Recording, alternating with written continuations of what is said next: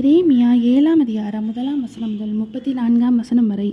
கர்த்தரால் எரேமியாவுக்கு உண்டான வசனம். நீ கர்த்தருடைய ஆலயத்தின் வாசலிலே நின்று அங்கே கூறி சொல்ல வேண்டிய வசனம் என்னவென்றால், கர்த்தரை பணிந்து கொள்ள இந்த வாசல்களுக்குள்ளே பிரவேசிக்கிற யூத ஜனங்களாகிய நீங்கள் எல்லாரும் கர்த்தருடைய வார்த்தையை கேளுங்கள்.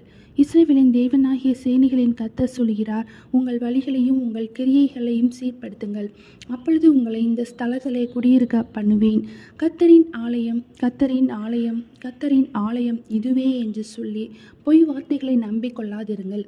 நீங்கள் உங்கள் வழிகளையும் உங்கள் கிரியைகளையும் நன்றாய் சீர்படுத்தி நீங்கள் மனுஷனுக்கும் உள்ள வழக்கை நியாயமாய் தீர்த்து பரதேசியையும் திக்கற்றவனையும் விதவையும் ஒடுக்காமலும் குற்றமில்லாத இரத்தத்தை இந்த ஸ்தலத்தில் சிந்தாமலும் உங்களுக்கு கேடுண்டாக அந்நிய தேவர்களை பின்பற்றாமலும் இருப்பீர்களே ஆகில், அப்பொழுது நான் உங்கள் பிதாக்களுக்கு கொடுத்த தேசமாகிய இந்த ஸ்தலத்திலே உங்களை சதாகாலமும் குடியிருக்க பண்ணுவேன். இதோ, ஒன்றுக்கு உதவாத பொய் வார்த்தைகளை நீங்கள் நம்புகிறீர்கள். நீங்கள் திருடி, கொலை செய்து, விபசாரம் பண்ணி, பொய்யானையிட்டு, பாகாலுக்கு தூபம் காட்டி, நீங்கள் அறியாத அந்நிய தேவர்களை பின்பற்றி பிற்பாடு வந்து என் நாமம் தரிக்கப்பட்ட இந்த ஆலயத்திலே எனக்கு முன்பாக நின்று இந்த அருவருப்புகளை எல்லாம் செய்வதற்காக விடுதலை பெற்றிருக்கிறோம் என்று சொல்வீர்களோ, என் நாமம் தரிக்கப்பட்ட இந்த ஆலயம் உங்கள் பார்வைக்கு கல்லர் குகை ஆயிற்றோ? இதோ, நானும் இதை கண்டேன் என்று கர்த்தர் சொல்கிறார். நான் முந்தி என் நாமம் விளங்க பண்ணின சீலோவில் உள்ள என் ஸ்தலத்துக்கு நீங்கள் போய் இஸ்ரவேல் ஜனத்தினுடைய பொல்லாப்பி நிமித்தம் நான் அதற்கு செய்ததை பாருங்கள்.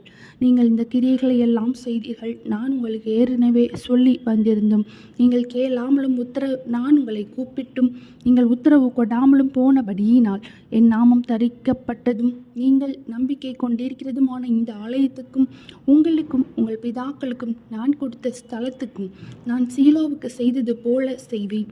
நான் உங்களுடைய எல்லா சகோதரருமாகிய எப்ராஹிம் சந்ததி அனைத்தையும் தள்ளி போட்டது போல உங்களையும் என் முகத்தை விட்டு தள்ளி போடுவேன் என்று கர்த்தர் சொல்கிறார்.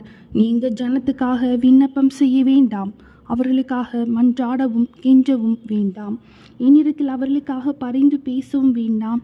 நான் உனக்கு செவி கொடுப்பதில்லை. யூதாவின் பட்டணங்களிலும் எருசலேமின் வீதிகளிலும் அவர்கள் செய்கிறதை நீ காணவில்லையா? எனக்கு மனமடி உண்டாக அந்நிய தேவர்களுக்கு பானபலிகளை வார்க்கிறார்கள். அவர்கள் வானராகினிக்கு பணியாரங்களை சுடும்படி பிள்ளைகள் விறகு பொறுக்குகிறார்கள், பிதாக்கள் நெருப்பு மூட்டுகிறார்கள், ஸ்திரீகள் மாப்பிசைகிறார்கள். அவர்கள் எனக்கா மனமடி உண்டாக்குகிறார்கள். தங்கள் முகங்கள் வெட்கத்துக்குட்படும்படி அவர்கள் தங்களுக்கே அல்லவோ மனமடி உண்டாக்குகிறார்கள் என்று கர்த்தர் சொல்கிறார். ஆதலால் இதோ, என் கோபமும் என் உக்கிரமும் இந்த ஸ்தலத்தின் மேலும் மனுஷர் மேலும் மிருகங்கள் மேலும் வெளியின் மரங்கள் மேலும் பூமியின் கனிகள் மேலும் ஊற்றப்படும், அது அவியாமல் எரியும் என்று கர்த்தராகிய ஆண்டவர் சொல்கிறார். இஸ்ரவேலின் தேவனாகிய சேனைகளின் கர்த்தர் சொல்கிறது என்னவென்றால், உங்கள் தகன பலிகளை மற்ற பலிகளோடும் கூட்டி இறைச்சியை சாப்பிடுங்கள். நான் உங்கள் பிதாக்களை எகிப்து தேசத்திலிருந்து அழைத்து வந்த நாளிலே தகன பலியை குறித்தும் மற்ற பலிகளை குறித்தும் நான் அவர்களோடு பேசினதையும் கட்டளையிட்டதையும் பார்க்கிலும் என் வாக்குக்கு செவி கொடுங்கள். அப்பொழுது நான் உங்கள் தேவனாய் இருப்பேன், நீங்கள் என் ஜனமாய் இருப்பீர்கள். நான் உங்களுக்கு கற்பிக்கும் எல்லா வழியிலும் நீங்கள் உங்களுக்கு நன்மை உண்டாகும்படிக்கு நடவுங்கள் என்கிற விசேஷத்தையே அவர்களுக்கு சொல்லி கட்டளையிட்டேன்.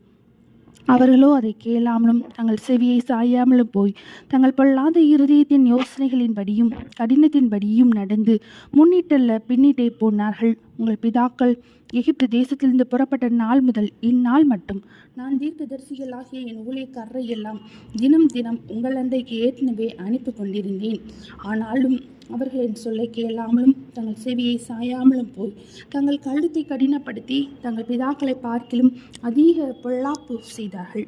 நீ இந்த வார்த்தைகளை எல்லாம் அவர்களுக்கு சொன்னாலும் அவர்கள் உனக்கு செவி கொடுக்க மாட்டார்கள். நீ அவர்களை நோக்கி கூப்பிட்டாலும் அவர்கள் உனக்கு மறு உத்தரவு கொடுக்க மாட்டார்கள். ஆகையால் தங்கள் தேவனாகிய கர்த்தருடைய சத்தத்தை கேளாமலும் புத்தியை ஏற்றுக்கொள்ளாமலும் இருக்கிற ஜாதி இதுதான் என்றும் சத்தியம் அழிந்து அது அவர்கள் வாயிலிருந்து அற்றுப்போனதென்றும் அவர்களுக்கு சொல். நீ உன் தலைமயிரை சிரைத்து எரிந்துவிட்டு உயர் தளங்களிலே புலம்பிக் கொண்டிரு. கர்த்தர் தமது சினத்துக்கு ஏதுவான சந்ததியை வெறுத்து நெகிழவிட்டார். யூதாபுத்திரர் என் பார்வைக்கு பொல்லாப்பானதை செய்தார்கள் என்று கர்த்தர் சொல்கிறார். என் நாமம் தரித்திருக்கிற ஆலயத்தை தீட்டுப்படுத்த தங்கள் அருவருப்பொருளை அதில் வைத்தார்கள். தங்கள் குமாரரையும் தங்கள் குமார்த்திகளையும் அக்கினியிலே தகனிக்கிறதற்காக அவர்கள் இன்னும் குமாரனின் பள்ளத்தாக்கில் உள்ள தோப்பேத்தின் மேடைகளை கட்டினார்கள். அதை நான் கட்டளையிடவும் இல்லை, அது என் மனதில் தோன்றவும் இல்லை. ஆதலால் இதோ நாட்கள் வருமென்று கர்த்தர் சொல்கிறார். அப்பொழுது அது அப்புறம் தோப்பேத் என்றும் இன்னும் குமாரனின் பள்ளத்தாக்கு என்றும் சொல்லப்படாமல் சங்கார பள்ளத்தாக்கு என்று சொல்லப்படும். தோப்பேத்திலே இதம் கிடையாமற் போகு மட்டும் சவங்களை அடக்கம் பண்ணுவார்கள். இந்த ஜனத்தின் பிணங்கள் ஆகாயத்தின் பறவைகளுக்கும் பூமியின் மிருகங்களுக்கும் இரையாகும். அவைகளை வெறுட்டுவாரும் இல்லாதிருப்பார்கள்.